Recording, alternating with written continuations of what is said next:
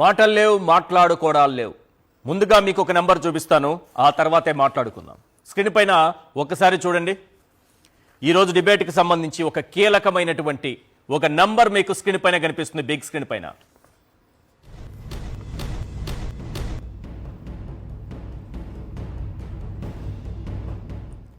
చూస్తున్నారా?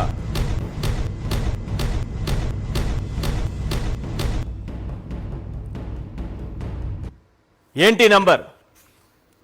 ఈ నంబర్కు ఏపీకున్న సంబంధం ఏంటి? ఈ నంబర్కు సూడాన్కున్న సంబంధం ఏంటి? సూడాన్ అనే మాట చెబుతున్నాను కాబట్టి ఇక్కడ నుంచి ఎన్ని కిలోమీటర్ల దూరంలో సూడాన్ ఉందో అన్ని కిలోమీటర్లను ఇక్కడ నంబర్ రూపంలో చెబుతున్నామని అనుకుంటున్నారా? కానే కాదు.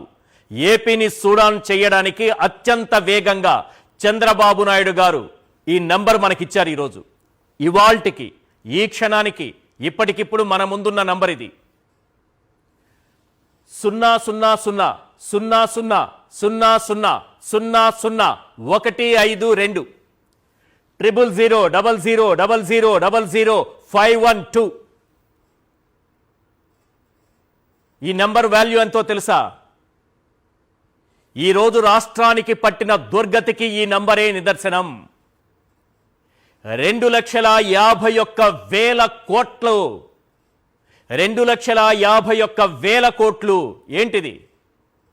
చంద్రబాబు నాయుడు గారు ఈ 18 నెలల కాలంలో చేసిన అప్పు. 18 నెలల కాలంలో 2,51,000 కోట్ల రూపాయలు. ఇక్కడ రౌండ్ ఫిగర్ చేశాను కాబట్టి సరిపోయింది, ఇంకో 135 కోట్లు ఎక్కువే ఉంది. 2,51,135 కోట్ల రూపాయలు చంద్రబాబు నాయుడు గారు అప్పు చేశారు ఈ 18 నెలల కాలంలో. ఇలా అప్పులు చేసుకుంటూ పోతే సంపద సృష్టిస్తానని అబద్ధాలు చెప్పి సంపద సృష్టి అన్న మాటను గాలిలో కలిపేసి ఈరోజు ఆయన చేస్తున్న అప్పు, మంగళవారం వస్తోందంటే అప్పు, నెక్స్ట్ రేపు మంగళవారం ఉంది. ఎంతకి టెండర్ పెట్టారో నేను చెప్తాను, ఆధారాలతో సహా చూపిస్తాను. ఈ రోజు వరకు, ఈ క్షణం వరకు ఈ రాష్ట్రం నెత్తిన 18 నెలల కాలంలో చంద్రబాబు నాయుడు గారు మోపినటువంటి అప్పు 2,51,000 కోట్లు. ఒకసారి స్క్రీన్ పైన చూద్దాం. మనం సూడాన్ కావడానికి, ఆంధ్రప్రదేశ్ను సూడాన్ చేయడానికి చంద్రబాబు నాయుడు గారు ఎంత వేగంగా కదులుతున్నారో మనకు అర్థమవుతుంది. ఒక్కసారి అది చూపించండి. సూడాన్ కమింగ్ సోన్. ఎస్, బాబు చేసిన మొత్తం 2,51,135 కోట్లు. చంద్రబాబు నాయుడు గారు సీఎంగా ప్రమాణ స్వీకారం చేసి ఇవాల్టికే 538 రోజులు. నెలలో తీసుకోవటం లేదు, రోజుల్లో తీసుకుంటున్నాం. 2024 జూన్ 12న ప్రమాణ స్వీకారం చేస్తే ఈరోజు డిసెంబర్ 1 నాటికి 538 రోజులైంది. అంటే ఒక్క రోజుకు చంద్రబాబు నాయుడు గారు చేస్తున్న అప్పు 466 కోట్లు, దాదాపు 470 కోట్లు. ఒక్కరోజు 24 గంటల్లో చంద్రబాబు నాయుడు గారి ప్రభుత్వం నడుస్తున్నటువంటి అప్పు, చేస్తున్నటువంటి అప్పు, ప్రభుత్వం నడవాలంటే కావలసిన అప్పు 467 కోట్లు. ఇది వైఎస్ఆర్సీపీ అధికార ప్రతినిధి వెంకటరెడ్డి గారి మాటల్లో చెప్పాలంటే ఒక మెడికల్ కాలేజ్. ఒక రోజుకు చేసేటటువంటి అప్పు ఒక మెడికల్ కాలేజ్ కట్టుకోవచ్చు మనం. గంటకు చేస్తున్న అప్పెంతో తెలుసా? నేను ఈ బిగ్ క్వశ్చన్ నడిపేటటువంటి ఈ గంట సమయంలో చంద్రబాబు నాయుడు గారు చేస్తున్న అప్పు 19.5 కోట్లు, దాదాపు 20 కోట్ల రూపాయలు. ఈ ఒక్క గంటలో మనం ఈ డిబేట్ పెడుతుంటాం కదా, ఈ డిబేట్ సమయంలో 20 కోట్ల రూపాయలు అప్పు చేస్తున్నారు ఇప్పుడు చంద్రబాబు నాయుడు గారు. అంటే నిమిషానికి చేస్తున్న అప్పెంతో తెలుసా? ఈ గ్రాఫిక్ ప్లేట్ మొత్తం నేను చదివి వినిపించే లోపు 32 లక్షల రూపాయలు అప్పు చేసేశారు సార్. పైనుంచి కింది వరకు నేను చదివే లోపు ఒక్క నిమిషంలో 32 లక్షల అప్పు చేసేశారు. అంటే ఎంత పాతాళానికి దొక్కేస్తున్నారో ఈ రాష్ట్రాన్ని చూడండి. సంపద సృష్టి లేదు, విజన్ లేదు, వంకాయ లేదు, ఏమీ ఉండదు సార్. వాస్తవాలు ఇవి. మీకు ఇంకా క్లియర్గా చెప్తాను చూడండి. రేపు మంగళవారం స్టోరీస్ ఎలా ఉంటాయో మనకు తెలుసు కదా. మంగళవారం స్టోరీని ఒక్కసారి స్క్రీన్ పైన చూపించండి సార్. మంగళవారం వచ్చిందంటే ఆర్బీఐ దగ్గర క్యూలో నిల్చొని అందరికంటే ముందు మనమే అప్పులు చేస్తాం. దీన్ని మామూలుగా జగన్మోహన్ రెడ్డి గారు అధికారంలో ఉంటే చెప్పబట్టుకొని ఆర్బీఐ దగ్గర అడుక్కోవడం. చంద్రబాబు నాయుడు గారు ఉన్నారు కాబట్టి రుణ సమీకరణ. ఆ భాషను వాడకుండా మనం నిజమైన జర్నలిస్టులు కాబట్టి ఇది కరెక్ట్గా వాడుదాం. ఈరోజు ఆర్బీఐ దగ్గర బడ్జెట్ అప్పు, మన బాండ్స్ అమ్మి తెచ్చుకుంటున్నటువంటి అప్పు ఒక్కసారి స్క్రీన్ పైన చూడండి సార్. రేపు మంగళవారం 3,000 కోట్ల రూపాయలకు ఇండెంట్ ఇచ్చారు. 3,000 కోట్ల రూపాయలు అప్పు చేయబోతున్నారు రేపు మంగళవారం రోజున. ఇందులో 1,000 కోట్లు 1,000 కోట్లు 1,000 కోట్లు, ఒకటేమో 11 సంవత్సరాలు, ఇంకోటేమో 15 సంవత్సరాలకి, ఇంకోటి 19 సంవత్సరాలకి. టెన్యూర్ చూసారా? 11 సంవత్సరాలకు ఒకటి, 15 సంవత్సరాలకి ఒకటి, 19 సంవత్సరాలకి. నెక్స్ట్ రాబోయే 19 సంవత్సరాల్లో ఎవరైతే ముఖ్యమంత్రిగా ఉంటారో వాళ్ళు తీర్చాల్సిన అప్పు చంద్రబాబు నాయుడు గారు సుఖంగా ఇప్పుడు అప్పులు చేసేస్తున్నారు. సంపద సృష్టికి మంగళవారాన్ని అద్భుతమైన వారంగా మలుచుకున్నటువంటి నాయకులు మన చంద్రబాబు నాయుడు గారు. రైట్, ఒకసారి ఈ మొత్తం అప్పులు చూద్దాం. చెప్పాం కదా 2,51,135 కోట్లని. ఒకసారి ఆ మొత్తం అప్పులు ఒకసారి లిస్టు తీద్దాం. బడ్జెట్ అప్పులు, ఆర్బీఐ దగ్గర చేసినటువంటి అప్పులు సింపుల్గా చెప్తుంటే మీకు బడ్జెట్ రూపంలో చేసిన అప్పులు. నెక్స్ట్ బడ్జెట్ ఏతర అప్పులు ఉంటాయి కార్పొరేషన్ల రూపంలో, ఇంకా మన ఎల్లో మీడియా భాషలో చెప్పాలంటే అడ్డదారిలో దొంగదారిలో తెచ్చేటటువంటి అప్పు. అవి కాకుండా ఫస్ట్ అప్పు బడ్జెట్ అప్పులు 1,43,602 కోట్లు సార్. నెక్స్ట్ కార్పొరేషన్ల రూపంలో దొడ్డిదారిలో దొంగతనంగా చేస్తున్నటువంటి అప్పు, వాళ్ళ భాషలో చెప్తున్నా. ఇది నా భాషలో చెప్పాలంటే కార్పొరేషన్ అప్పులు.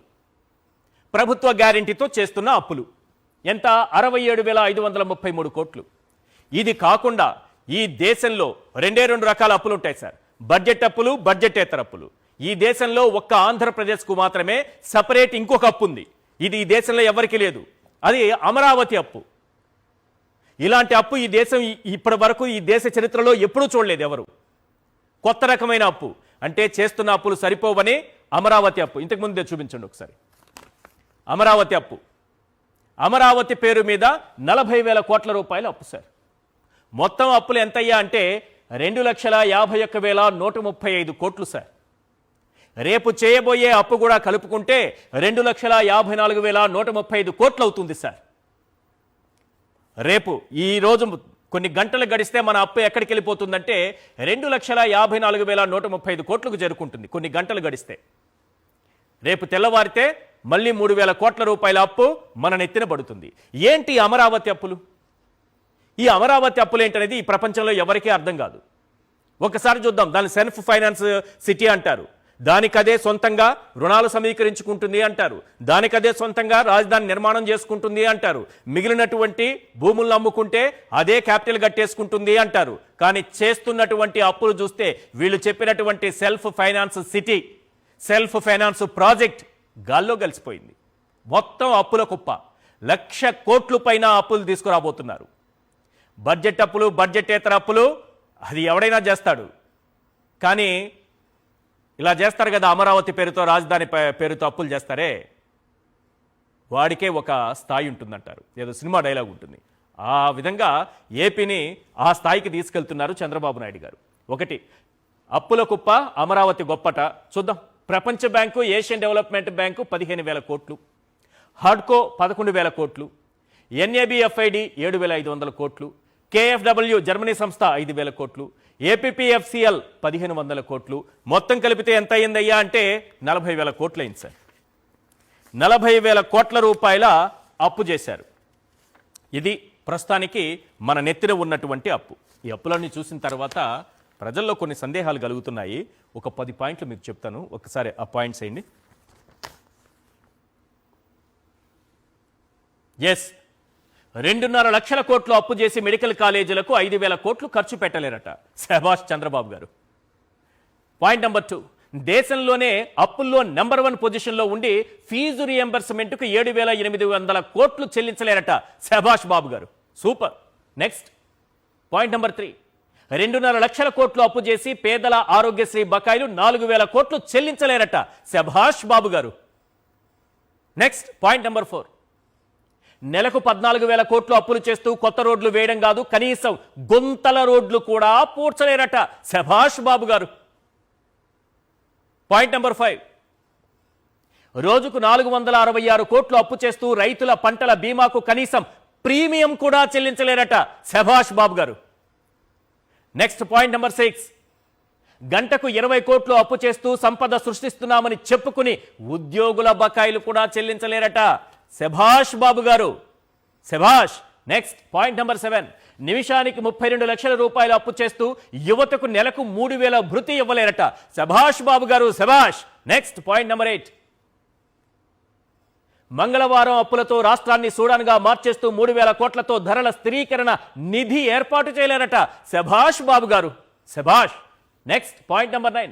18 నెలల్లో 2.5 లక్షల కోట్లు అప్పులు చేసి మహిళలకు శ్రీశక్తి పథకం కింద నెలకు 1,500 కూడా ఇవ్వలేరట. శభాష్ బాబు గారు, శభాష్. Next point number 10. 2.5 లక్షల కోట్లు అప్పులు చేసి ఒక్క కొత్త పింఛను ఇవ్వకుండా లక్షలాది పింఛన్లకు కోత పెడతారట. శభాష్ బాబు గారు, శభాష్. ప్రజలు చెబుతున్నటువంటి పాయింట్లే కాదు సార్, చాలా ముఖ్యమైనవి ఇంకా చాలా ఉన్నాయి. అన్నిటిని మాట్లాడుకునే సమయం మనకు లేదు. టుడేస్ బిగ్ క్వశ్చన్ ఇవన్నీ చూసిన తర్వాత today's big question on big screen. ఒకసారి బిగ్ క్వశ్చన్ బిగ్ స్క్రీన్ మీద ఇవ్వండి. అప్పులు ఫుల్, సంపద సృష్టి నిల్, ఏపీని సూడాన్ చేయడమే బాబు అండ్ గ్యాంగ్ టార్గెట్టా? ఇదే అంశం పైన మనం చర్చిద్దాం.